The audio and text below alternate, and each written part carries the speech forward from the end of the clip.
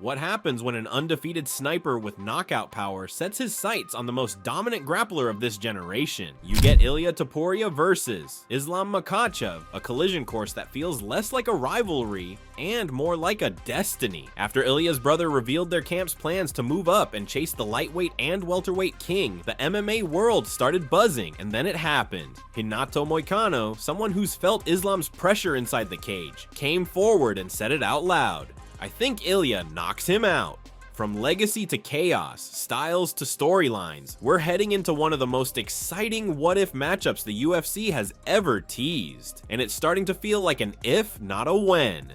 Let's talk about Ilia El Matador Topuria. He's undefeated, untouchable, and undeniable. After steamrolling through the featherweight division, he didn't just beat Alexander Volkanovski, he made a statement. Volk came in sharp, experienced, and looking like his old dominant self. Remember, Volkanovski had just gone 5 rounds with Islam. He pushed Islam to his limits, but Topuria, he ended him. That performance changed everything. It proved that Ilia wasn't just a flashy striker, he was a problem for anyone, in any division. His head movement, his composure, his calculated boxing, every shot is set up, deliberate, and dangerous. And behind that confidence is a well-rounded game that includes a black belt level grappling base. Ilia is no longer just a featherweight, he's becoming a force of nature. And now, he's looking north to Islam Makhachev. Now enter Renato Moicano. This is a man who's been in the cage with Islam Makhachev. He knows what Islam brings, the pressure, the precision, the punishment. So when Moicano says Ilia Topuria might beat Islam and even knock him out, you have to take notice. Topuria has that movement, the boxing, and the grappling. He's a bad matchup for Islam, Moicano said. He pointed to Volk's durability as proof. Volkanovski survived Islam, survived Holloway, but Topuria finished him, and fast. If Ilia could do that to Volk, what could he do to Islam? And it's not just power. Ilia doesn't just brawl, he hunts. Every strike has a purpose. Every exchange leads to danger. Meanwhile, the welterweight waters are boiling too. Della Maddalena, one of the most polished strikers in the division, threw serious shade at Islam's stand-up game. He didn't just criticize it, he said it's worse than Bilal Muhammad's. According to JDM, Islam's striking is basic. One stance, traditional style, easier to read than Bilal. Now that's bold. But Jack isn't just talking trash. He's studying, game planning, and fully believes he can beat Islam if that fight comes. He respects Islam's grappling, his fight IQ, and overall control. But he's not afraid. He sees paths to victory. And most importantly, he's preparing now. So what's Islam saying? Well, when asked about Topuria's call-out, Makhachev didn't laugh it off. He didn't dismiss it. Instead, he leaned in. If I clean out my division and the fans want it, why not? That's not just a maybe. That's a champ leaving the door wide open. And more than that, Islam made it clear. If he moves up to welterweight, he's not doing it for a one-off fight. He wants to stay there, to dominate a second division the same way he did at 155. That's the kind of mindset that builds legends. That's the path of a pound-for-pound great. But Islam won't have an easy ride at 170. The welterweight division is exploding with fresh talent. You've got Della Maddalena, Shavkat Rakhmonov, Michael Morales. And then there's Garry, the Irish star who's boldly declared, I'm going to dominate Islam and every top welterweight. This is a new generation of killers, under 30, well-rounded, hungry, and fearless. And they're not coming to compete.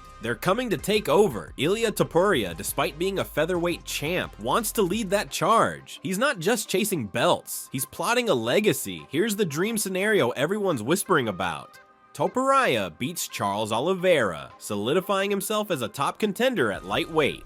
Islam beats JDM, taking over as welterweight king. Now you've got a super fight written in blood and ambition. The undefeated knockout artist from Georgia versus the Dagestani grappling genius. Striker versus wrestler, precision versus pressure, legacy versus legacy. It's the kind of fight you don't need to sell, the kind of fight that breaks records, the kind that etches names in UFC history.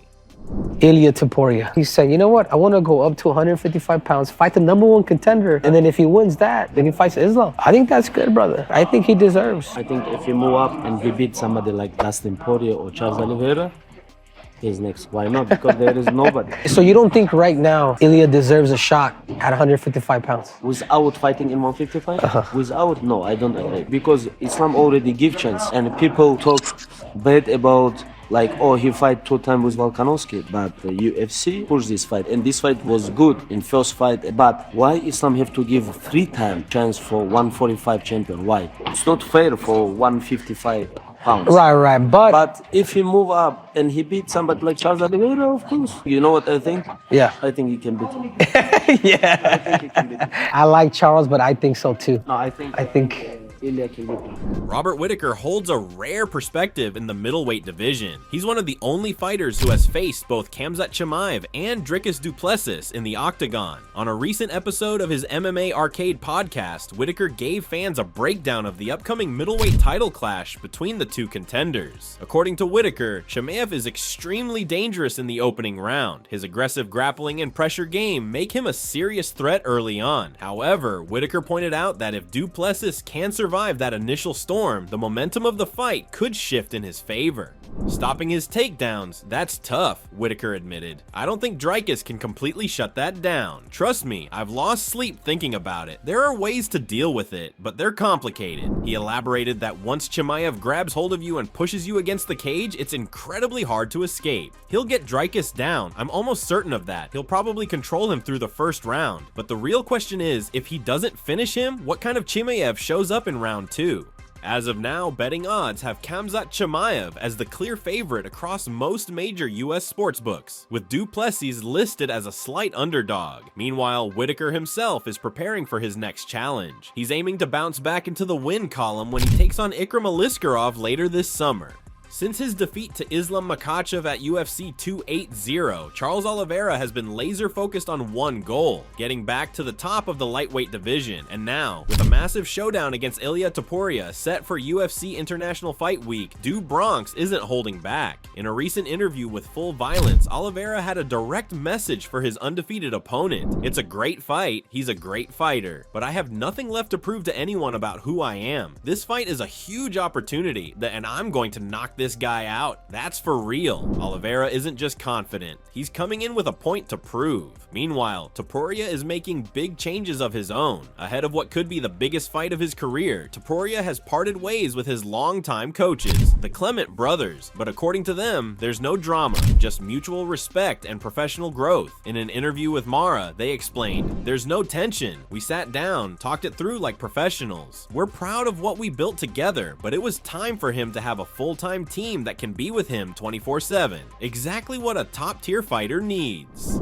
They wished Topuria nothing but success and even added, "We're sure no one's going to beat him." As Oliveira gears up for this clash, he's bringing in training partner Gene Silva to replicate Topuria's unique movement and striking in camp. It's all part of the plan to neutralize El Matador's dynamic offense, with Oliveira locked in and Topuria stepping into new territory with a revamped team. June 28th is shaping up to be a battle fans won't want to miss. Will Ilia Topuria be the one to finally crack the Makhachev code? Or will Islam continue his reign, this time at 170, adding another division to his empire? The table is set, the players are ready, all that's left is for the UFC to turn the page. And book the war fans are dying to see. Let us know in the comments, who wins if this fight goes down, Topuria or Makhachev? Thanks for watching MMA Vault. Make sure to like, subscribe, and hit that bell for daily breakdowns, rumors, and all things MMA.